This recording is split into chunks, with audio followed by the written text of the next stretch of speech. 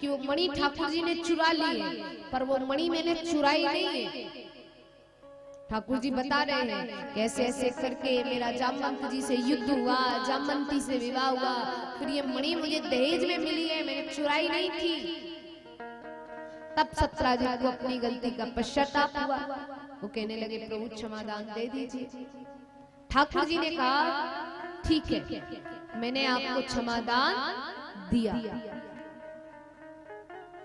बोले ऐसे नहीं मानेंगे कि आपने हमें क्षमादान दे दिया।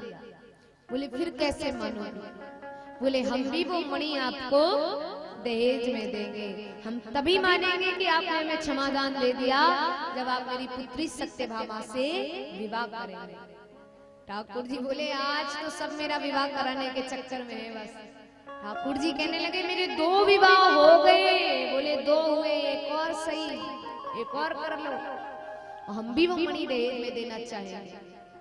तब यहाँ पर वो मणि सत्राजित भी दहेज में देते हैं और तीसरा विवाह सत्यभामा मैया के साथ ठाकुर जी का हुआ। तो इस प्रकार से ठाकुर जी के 3 विवाह हो गए। अब महाराज एक दिन ठाकुर जी और अर्जुन कहीं भ्रमण पे जाते हैं। भ्रमण पे गए तो एक निर्जन जंगल में पहुंचते हैं। जंगल में रथ रोका, ठाकुर जी थोड़े घूमने फिरने लगे, अर्जुन भी घूमे। अर्जुन का ध्यान एक सामने बैठी सावली सलोनी स्त्री पे जाता है। उनसे जाके पूछते कि आप कौन हैं, इस जंगल में तपस्या क्यों कर रही हैं? क्योंकि वो घनघोर तपस्या कर रही है कन्या। तो उनसे परिचय पूछा।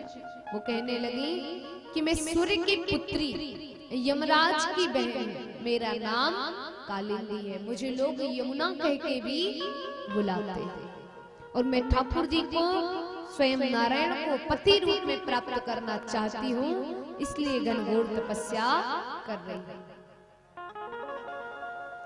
ये सुना अर्जुन गए ठाकुर जी के पास, ठाकुर जी को बुलाया, ठाकुर जी का हाथ यमुना मैया के हाथ पे रखा और विवाह के मंत्र पढ़ दिए। तो इस प्रकार से ठाकुर जी का चौथा विवाह यमुना मैया के साथ होता है।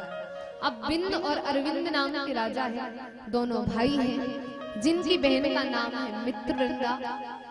तो वो भी ठाकुर जी से आग्रह करते हैं कि ठाकुर जी आप मेरी बहन मित्रवृंदा के साथ विवाह करिए। तो ठाकुर जी का 5वां विवाह मित्रवृंदा के साथ होता है। एक नग्नजित नाम के राजा थे जिन्होंने 7 बैल पाल रखे हैं और बैल भी साधारण बुद्धि वाले नहीं है, उनकी बुद्धि मनुष्य से भी तेज चले। वो प्रण करते हैं कि मैं अपनी पुत्री नग्नजिती का विवाह उसी के साथ करूंगा जो 7 बैलों की नाक में नकेल पहनाएगा। देश विदेश के राजा महाराजा गए, ठाकुर जी भी जाते हैं। अंततः सारे राजा नकेल पहनाने में विफल हुए। ठाकुर जी ने उन 7 बैलों की नाक में नकेल पहनाई और ठाकुर जी का विवाह नग्नजिती मैया के साथ करा दिया गया। तो इस प्रकार से नग्नजिती के साथ हुआ।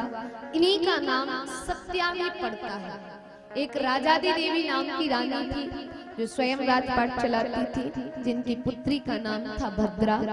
तो भद्रा के साथ ठाकुर जी का विवाह हुआ। मध्य देश की बिटियां हैं लक्ष्मणा, तो ठाकुर जी का 8वां विवाह लक्ष्मणा के साथ करा दिया जाता है।